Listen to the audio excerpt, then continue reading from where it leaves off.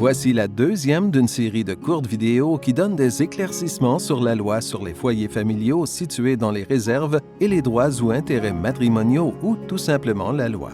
Nous examinerons la première des parties principales de la loi, le mécanisme d'adoption de textes législatifs par les Premières Nations. La loi sur les foyers familiaux situés dans les réserves et les droits ou intérêts matrimoniaux contient des dispositions qui permettent aux Premières Nations d'adopter leur propre loi sur les biens immobiliers matrimoniaux ou loi sur les BIM si elles choisissent de le faire.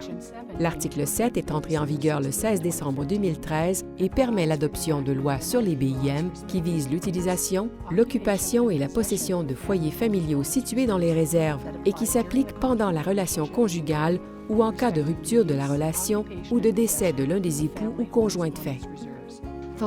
Les lois peuvent aussi contenir des dispositions sur le partage de la valeur des intérêts ou des droits détenus par des époux ou des conjoints de fait sur des constructions et des terres situées dans une réserve. La loi ne prescrit pas la forme particulière que ces lois doivent prendre.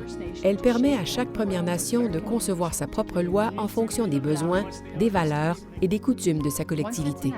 Une fois qu'elle est adoptée, la loi de la Première Nation ne peut pas être révoquée, modifiée ou annulée par le ministre ou par un représentant du gouvernement.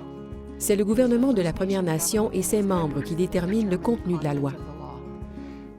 La loi contient plusieurs dispositions sur les lois des Premières Nations qui ne sont pas facultatives. L'article 7 prévoit qu'un processus doit être mis en place pour modifier et abroger la loi sur les BIM de la Première Nation. L'article 8 contient des exigences relatives à l'obtention de l'approbation par la collectivité. La loi doit aussi être conforme tant à la Charte canadienne des droits et libertés qu'à la loi canadienne sur les droits de la personne.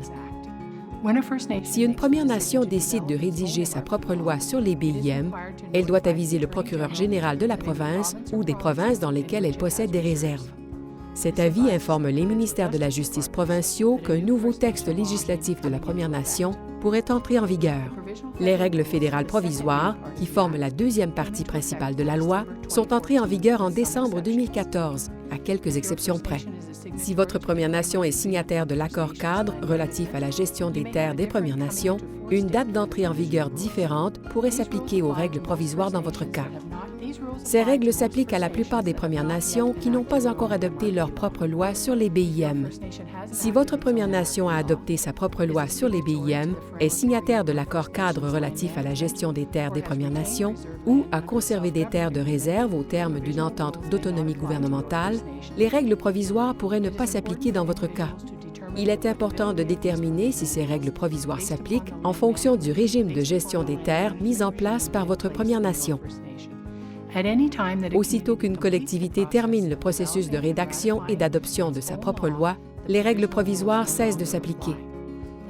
Le Centre d'excellence en matière de biens immobiliers matrimoniaux a créé une trousse d'outils complète pour aider les Premières Nations à rédiger et à adopter leurs lois sur les BIM. Pour accéder à notre trousse d'outils sur les biens immobiliers matrimoniaux et pour obtenir de plus amples renseignements, consultez notre site web à l'adresse cdebim.ca.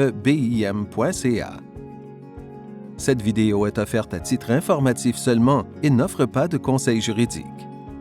Il est toujours préférable d'obtenir les conseils juridiques d'un avocat qui connaît la situation particulière de ses clients ainsi que les dispositions de la loi.